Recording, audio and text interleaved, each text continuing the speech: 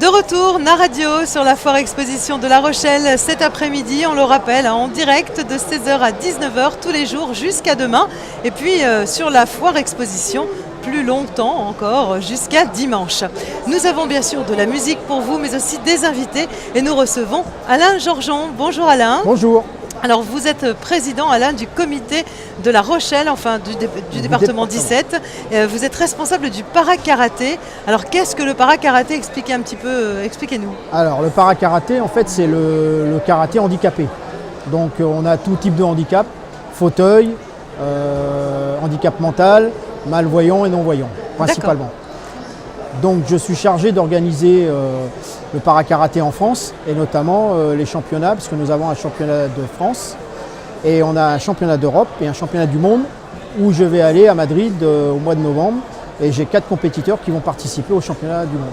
Alors en quoi s'adapte ce karaté? Alors c'est forcément un karaté adapté puisque les gens qui sont en fauteuil par exemple ne peuvent pas utiliser leurs jambes. Donc on adapte, c'est principalement que des katas. En combat, il y a un peu en fauteuil, on fait des combats, mais c'est principalement les katas. Donc on adapte les katas par rapport à leur handicap en fait. D'accord, et alors vous nous parliez des championnats, quels sont-ils, où se passe-t-il en fait? Alors les championnats, jusque-là, j'ai organisé 7 Coupes de France. Et là, depuis l'année dernière, maintenant, on a changé puisque nous sommes devenus olympiques, le karaté étant olympique. On a postulé pour le paralympique, donc qui sera pas pour Tokyo puisque c'est trop court, mais certainement pour Paris en 2024. Donc maintenant, il faut qu'on organise des championnats pour donner des titres de champion. Donc l'année dernière, nous avons donc organisé le championnat de France, le premier championnat de France à Reims. Et cette année, il sera à Paris. Alors, est-ce que tous les handicaps peuvent, entre guillemets, se mélanger dans un championnat de France comme ça Non. Alors, ils ont leur propre championnat avec leur propre règlement parce qu'on ne peut pas mettre une personne valide avec une personne invalide. Donc, donc toutes les catégories sont classées, donc les catégories fauteuil. Donc, ils font un championnat en fauteuil. Ensuite, il y a un championnat pour les personnes handicapées mentales et un championnat pour les non et malvoyants. D'accord, voilà, oui, c'est ça. Chaque catégorie est différente puisque ce sont des handicaps différents. D'accord, alors à quelle date ces championnats? Alors là, on n'a pas défini la date puisqu'on essaye d'organiser ce championnat sur une compétition valide. Donc là, on vient juste d'avoir le calendrier fédéral puisque c'est compliqué pour avoir des salles à Paris parce que de plus en plus elles sont prises.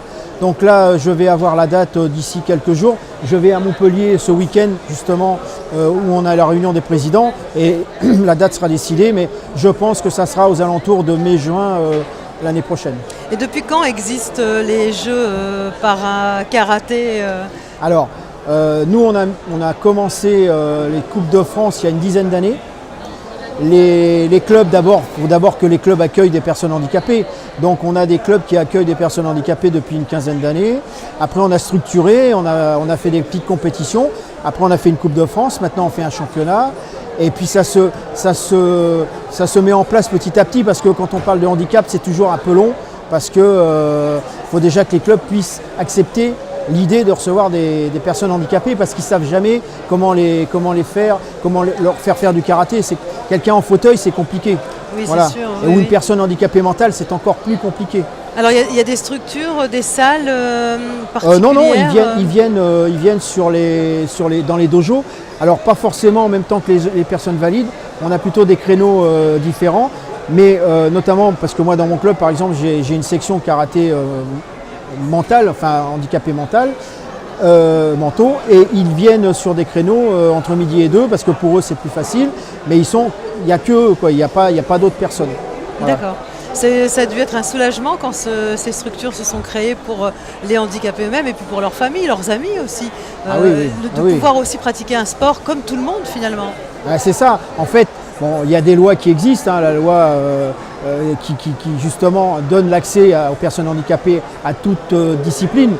Il faut savoir qu'il y a quand même des problèmes, notamment pour les fauteuils, puisqu'on va reprendre ce qui est le plus marquant et ce que les gens voient le plus, c'est le fauteuil. L'accès pour des fauteuils n'est pas forcément facile. Il y a des salles qui sont en étage et qui n'ont pas d'ascenseur. Donc là, c'est impossible. Mais dans la mesure du possible, on essaye de faire qu'ils puissent accéder. Faire évoluer un fauteuil sur un tatami dans un dojo, c'est pas facile. parce que ça freine et puis ça abîme le tatami. Donc vous voyez, c'est des petits problèmes techniques, mais sur le reste, oui, on arrive à faire les choses. Très bien. Alors si on veut s'inscrire, si nos auditeurs vous écoutent, où peuvent-ils s'inscrire ? Eh ben, ils contactent le comité départemental. On a l'adresse sur Internet. L'adresse sur Internet. On a un site, le site du comité départemental. On cherche karaté Charente-Maritime, on tombe dessus. Et puis il y a mes coordonnées, il y a les coordonnées de tout le monde. Donc aussi bien au niveau du département que de la zone Poitou-Charentes ou même de la Ligue Nouvelle-Aquitaine. Merci Alain Georgeon de Merci. cette interview. Merci de nous être fidèles aussi à la radio. Oui.